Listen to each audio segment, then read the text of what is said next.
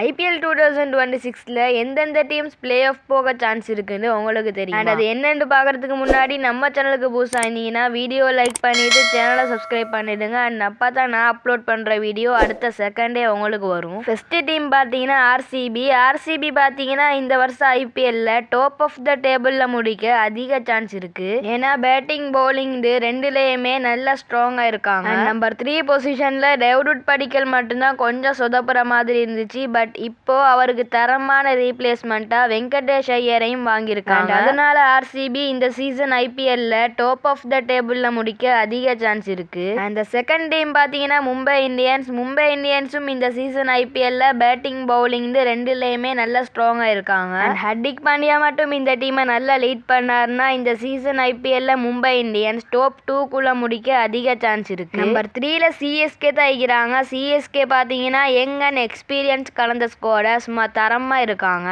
And இந்த சீசன்ல இவங்களோட பவுலர்ஸ் மட்டும் நல்லா பெர்ஃபார்ம் பண்ணிட்டாங்கன்னா சிஎஸ்கே பிளே ஆஃப் போறத யாராலையும் தடுக்க முடியாது. நம்பர் 4ல பாத்தீங்கன்னா டெல்லி கேபிட்டல்ஸ் தான் இருக்கிறாங்க. இவங்களோட பெட்டிங் லைனப் அண்ட் பவுலிங் லைனப்பை பார்க்கும்போதே இவங்க பிளே ஆஃப் போறது கன்ஃபார்மா தெரியுது. அண்ட் இந்த 4 டீம்ஸ் தான் எனக்கு தெரிஞ்சு இந்த வருஷம் ஐபிஎல்ல பிளே ஆஃப் போக அதிக சான்ஸ் இருக்கு. அண்ட் இப்போ நான் சொன்ன டீம்ஸ்ல எந்த டீம் பிளே ஆஃப் போக சான்ஸே இல்லைன்னு நீங்க நினைக்கிறீங்களோ அந்த டீமை கமெண்ட்ல சொல்லிட்டு போங்க. அந்த டீமுக்கு பதிலாக வேற எந்த டீம் பிளே ஆஃப் போக சான்ஸ் இருக்குன்னு கமெண்ட்ல சொல்லிட்டு போங்க.